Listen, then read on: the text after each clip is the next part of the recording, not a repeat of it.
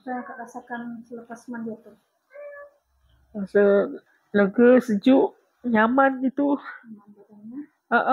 Macam seolah-olah macam selama dia tak mandi. Dia dapat mandi sedikit pun tapi rasa macam segarnya, macam mandi air terjun gitu rasanya. Selama ini tadi tuh Kakak mandi energi, jadi roh Kakak juga termandikan, tersucikan, walaupun tak sepenuhnya, jasad Kakak juga terlepaskan dari energi kotor. Ya, betul. Nah, selama ini Kakak hanya mandi fisik saja, mandi air saja. Roh Kakak tidak terbersihkan, pikiran Kakak juga Kakak tidak terlepaskan kotorannya. Memang dah lama rasa tak mandi sedap macam ni. Iya, ini Kakak rasa kan, inilah mandi atom, mandi aura, mandi energi. Karena yang perlu dimandikan itu bukan hanya fisik ini, kalau fisik ini tiap hari mandi kan, tapi kenapa masih sakit? Kenapa sudah dijaga kan? Nah sakit itu kenapa? Roh kita kotor Kak, jiwa kita kotor. Jadi dengan energi jiwa kita tuh, sifat kita tuh, roh kita tuh energi Kak. Jadi untuk pembersihnya ini juga harus energi yang kualitasnya baik, baru bisa rubah kan? Ya. Hanya dengan mudah-mudahan, ya mudah-mudahan, amin, amin. Asal lega semuanya kan, asal ringan kan? Iya. Dengan seperti tak biasanya mandi ya? Iya, sejuk sejuk yang mendamaikan. Ya betul. Sejuk karena selama ini angin sejuk Kakak dulu membuat penyakit. Sekarang kita rubah angin itu kan energi, elemen batin kita Kak. Nah dulu angin Kakak selalu membisiki Kakak, menghasil pikiran Kakak menjadi penyakit. Nah sekarang anginnya itu dirubah. Bila dirubah anginnya, energinya, ya otomatis angin itu kita rubah menjadi hal-hal yang menyejukkan, menenangkan, mendamaikan. Ya, betul. Ya. Air tadi kita rubah energinya, membersihkan. Kalau dulu Kakak punya air, Kakak juga ada air kan, elemen batin-batinnya.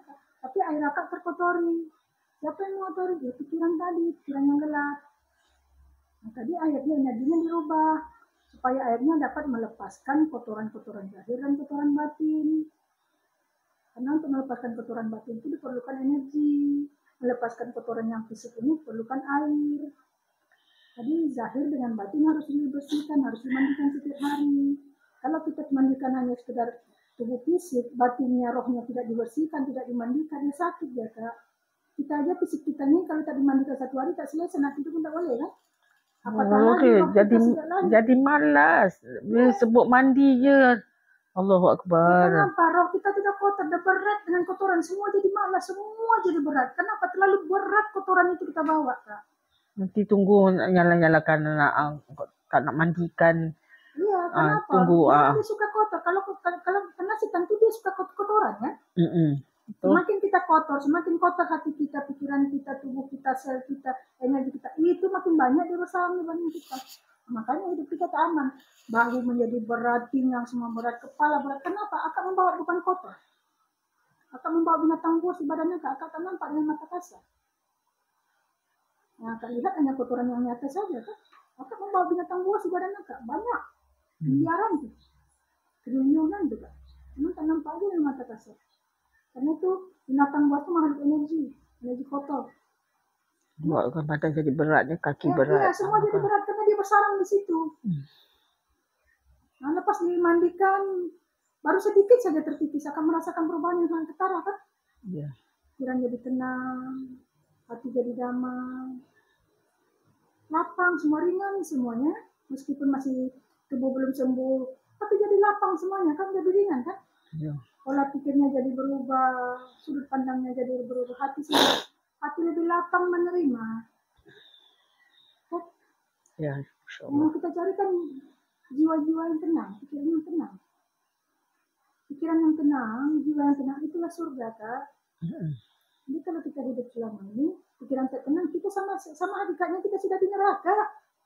Jangan mimpi lagi kita mau nanti mati masuk surga.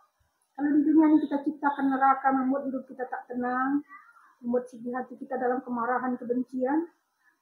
Nah, itu sama hakikatnya kita sudah membentuk rumah neraka kita. Kalau sudah di neraka di sini, di akhirat juga sama. Kalau terlepas nyawa dengan badan, tinggal pindah alam saja.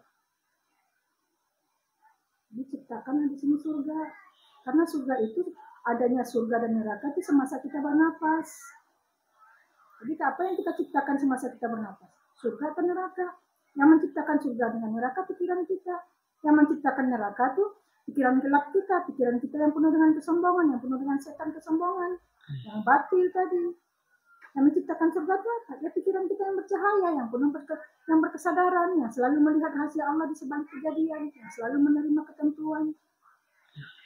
Jadi bagaimana pikiran kita mau kita arahkan, mau kita ciptakan sekarang masa hidup ini kita surga, supaya nanti apabila terlepas nyawa dengan badan, dia pindah alam saja kan. Kalau di surga di dunia ini, sudah aman, jiwa kita tenang, tidak ada kebencian, tidak ada penolakan lagi. Dan nanti terlepas nyawa dengan badan, tinggal pindah dimensi aja. Kalau di saat kita bernapas nih, penuh dengan kemarahan, penuh dengan kebencian, penuh dengan sakit hati, sama, itu kan neraka. Bukankah itu membakar dada kita? Membakar sel-sel tubuh kita? Bukankah itu neraka? Bukankah itu nar? Ketenangan itu kan nur. Nar dengan nur itu bezanya sedikit. Kalau nur itu mendamaikan, menenangkan, menyejukkan. Ya sejukkan hatinya. Jadi Kak sampai sini dalam neraka Kak. Saya bantu Kak bantu lepaskan Kak dari neraka itu. Sekarang udah tenang kan? Walaupun belum sempurna, tapi sudah merasakan ketenangan kan? Ini yang mau dicari kan selamanya? Iya. Selamanya Kak terkubur dalam neraka, makanya juga Kak tak tenang. Selalu dalam kemarahan, kebencian, kesakitan, segala macam bermunculan di otak pikiran. Marah terus. Iya, marah-marah ya. Sikit-sikit, kecil-kecil pun tak ada kesabaran. Iya, sedikit aja masa marah, sedikit aja tersinggung, langsung menanting seperti anjing malah menyalakan. Nah, kita lanjing tuh.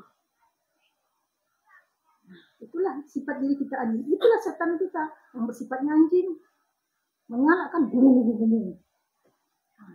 Jadi binatang itu diri kita. Sekarang ini mau binatang yang mana yang kita pakai? Mau anjing yang mana yang kita pakai? Suka anjing menggonggong, makan bangkai, atau suka dengan anjing yang itu, yang duduk dekat rumah, menjaga tuan rumahnya, menjaga rumah tuannya. Kita boleh rubah, Kak. Semua itu sifat, semua itu energi. Kita tetap ada sifat hewan kita, tapi lihat energinya. Kalau energinya negatifnya, ya binatang perangannya jadi jahat. Jadi seperti itu. Tenang ya. Iya.